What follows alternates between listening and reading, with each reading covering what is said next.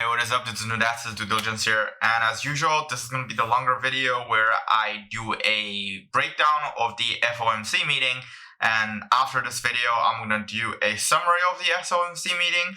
So this one is probably going to be somewhere around 30 minutes, and then the next one, which is on the shorter one, is just going to be under 10 minutes. So pick or choose whatever you want. So this one is going to be more in depth, and there's some funny reactions, hopefully, because this is going to be my first time of watching this too. Considered I've already predicted what's going to happen on the FOMC meeting, so I just didn't watch it live. And according to my friends and the media that come out, turns out that I was right. So it is what it is. But that for YouTube, for the sake of comic relief, and for the sake of just telling you guys that I also watched this live. Not really alive afterwards, show the attitude, and it's great for the channel. And then in the summary, I'm gonna highlight what are some of the things that you should consider, or what are some of the things that it will be interesting to sort of look into, or in terms of stocks, or in terms of opportunity. So for this one, it's strictly for FOMC. The next one will be more tailored to the aftermath, the reaction, and the summary. All right, let's get into it. Turn this on. Turn this on. Good afternoon. I want to begin by acknowledging the tremendous hardship the Ukrainian people are suffering as a result of Russia's invasion. The human toll is tragic. The financial and economic implications for the global economy and the U.S. economy are highly uncertain. At the Federal Reserve, we are strongly committed to achieving the monetary policy goals that Congress has given us: maximum employment and price stability. Today, in support of these goals, the FOMC raised its policy interest rate by 1/4 percentage point. The economy is... Okay, here you go. So he just said that, well, our lovely J Money just said that they increased interest rate by 0.25%, right? As we expected. And therefore, later on, I anticipate people's going to ask questions regarding, hey, is there going to be a consecutive raise? Because similar things happened when during the last recession and during the ones that stagflation in the 1970s, it increased by a little bit, and then every single month just bang, bang, bang, bang, bang, just go up, right? And then what happens there is oil price gets super, super spiky and gets super, super volatile. And as you can see, today's market, the oil price also gets like super spiky, went up by 10%. And a lot of people are still really, really confused why that happens, because technically speaking, the economic framework from the previous months haven't changed. Inflation never really changed anything. The flagship interest rate raised by 0.25% doesn't really do anything in terms of correcting the inflation. What happened for correcting inflation is when you see the interest rate, the flagship interest rate raised to about 0.75% to 1%, then you will slowly see that there's going to be some reaction towards the interest rate, towards the inflation really taking effect in the short run, and you will see that oil price start to adjust a little bit for that. Consider all oil are consolidated and paid in US dollar, but it really depends on how long this war between Ukraine and Russia is going to drag. We are going to see continuous volatile market in the near future. Is very strong, and against the backdrop of an extremely tight labor market and high inflation, the committee anticipates that ongoing increases in the target range for the federal funds rate will be appropriate. In addition, we expect to begin reducing the size of our balance sheet at a coming meeting. Economic activity expanded at a robust 5.5% pace last year, reflecting progress on vaccinations and the reopening of the economy, fiscal and monetary policy support, and the healthy financial positions of households and businesses. The rapid spread of the Omicron variant led to some slowing in economic activity early this year, but cases have declined sharply since mid-January, and the slowdown seems to have been mild and brief. Although the invasion of Ukraine and related events represent a downside risk to the outlook for economic activity, FOMC participants continue to foresee solid growth. As shown in our summary of economic projections, the median projection for real GDP growth stands at 2.8% this year, 2.2% next year, and 2% in 2024. The labor Okay, let's go back a little bit, okay? And I'm sorry that I don't have video here. I'll just put a little face of me over there because I'm trying to clean up my video camera and I was recording not really in the regular place of recording. I have like 4 different places to record. And then today I didn't bring my camera with me. So let's go back and look at the economic projection here. Okay, like right here. So, well, this is the unemployment rate. Sorry, I'm so sorry about that. Let's go back right here. So economic real GDP growth, right? You see the real GDP growth of the actual real GDP growth of 2021 and through the roof, right? 5%, 5.2%, 5.5%. That's like actually extremely good. But when the GDP starts to slow down, like what you would really expect when a GDP is over 5.5%, you would probably expect a 4% growth incrementally, and you sort of like, because this accelerated growth from 2020 to 21 is so rapid, you will either expect a slowdown or slow down of growth, or actually will see a downward spike towards the 1% range. And you see this actually, it's the same as our assumption where it sort of converges to 1%. And a lot of you don't know, if the US economy is only having a growth around 2%, you're actually going into a sort of like a natural recession sort of thing, okay? And the reason why is that because during those economic, times where the interest rate hike, when the US dollar increased by 1%, that means the real GDP growth of US will probably increase by 1%. Does that make sense? Because everything is, you pay everything in US dollar in international trade. So when US dollar increased by 1%, that means all of your internal or external revenue coming into your pocket in US dollar will automatically increase its real value by 1%. Does that make sense? So when your real GDP rate is only increased by about 1% to 2%, that means your real GDP increase will probably around be 1%. And if you go look at the natural population growth, the natural revenue growth of any industry across the board of NASDAQ, you'll realize that 1 to 2% increase in those businesses literally just means a slowdown of growth. And when you have a slowdown of growth, you're looking at a semi-recession or a recession going in. All right.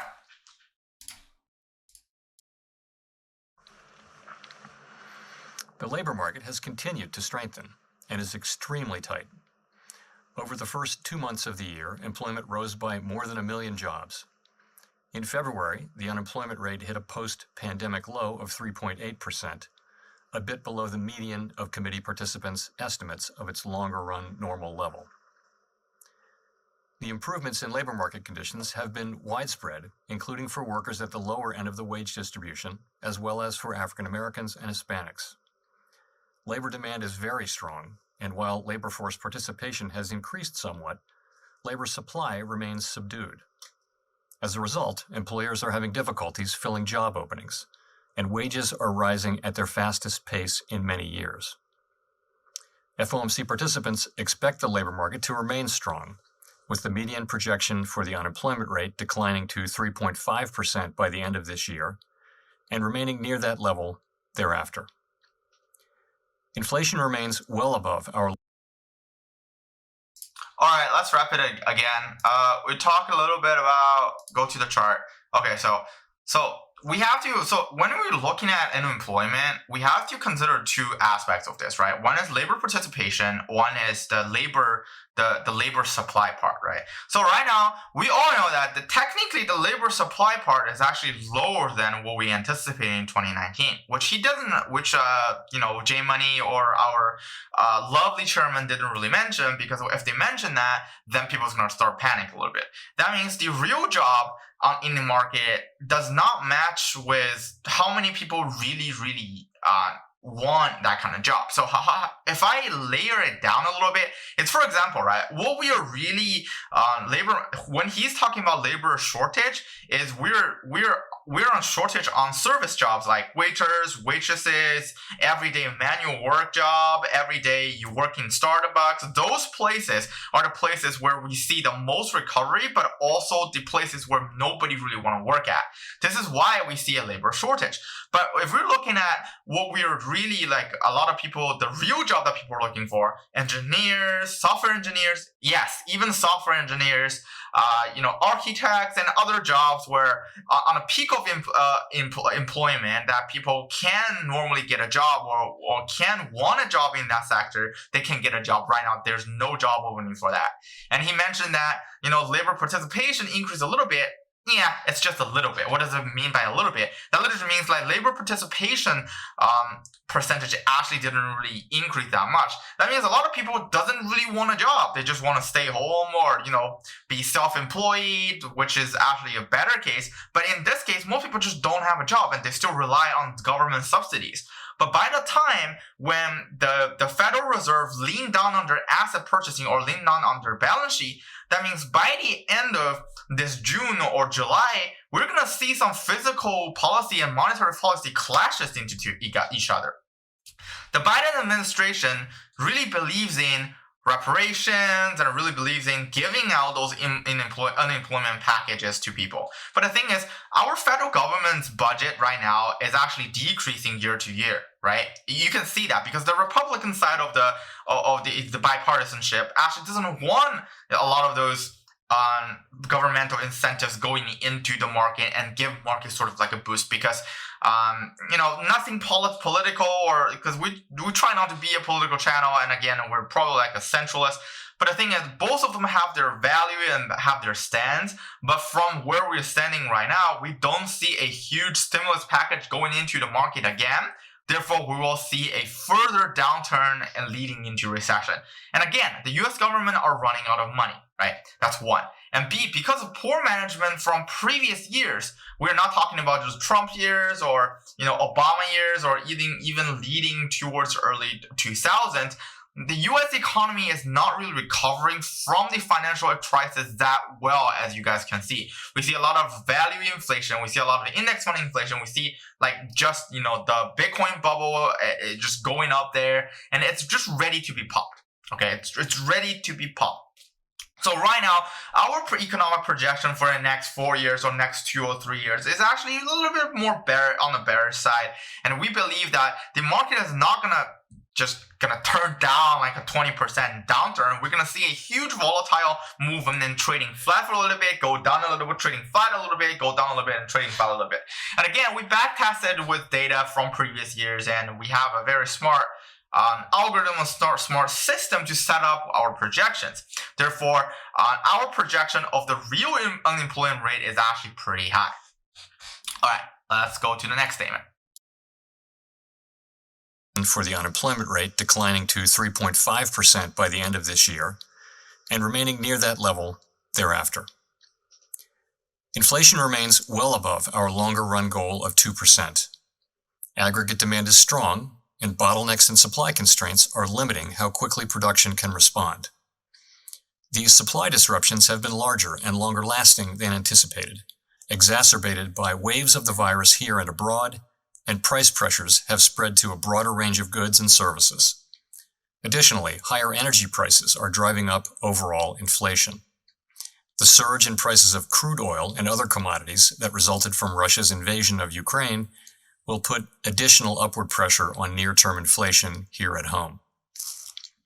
We understand that high inflation imposes significant hardship, especially on those least able to meet the higher costs of essentials like food, housing, and transportation. We know that the best thing we can do to support a strong labor market is to promote a long expansion, and that is only possible in an environment of price stability. As we emphasize in our policy statement, with appropriate firming in the stance of monetary policy, we expect inflation to return to 2% while the labor market remains strong. That said, inflation is likely to take longer to return to our price stability goal than previously expected. The median inflation projection of FOMC participants is 4.3% this year and falls to 2.7% next year and 2.3% in 2024.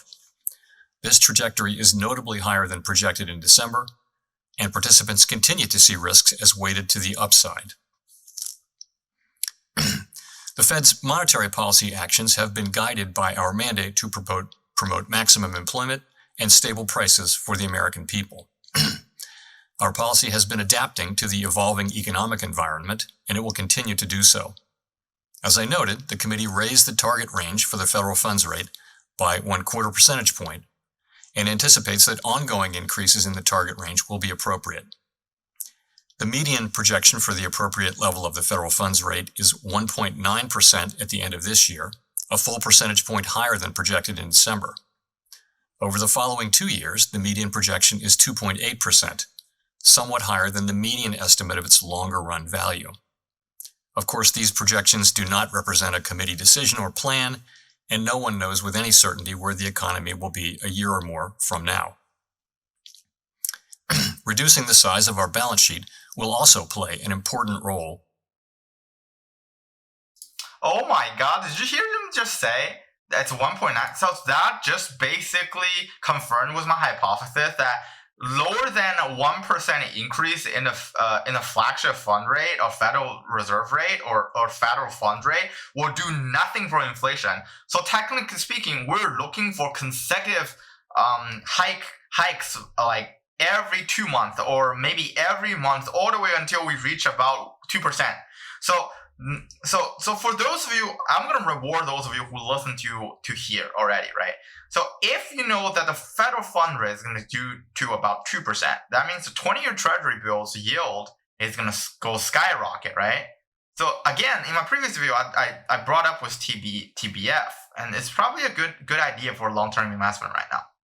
All right, let's listen forward. At the end of this year, a full percentage point higher than projected in where the economy will be a year or more from now.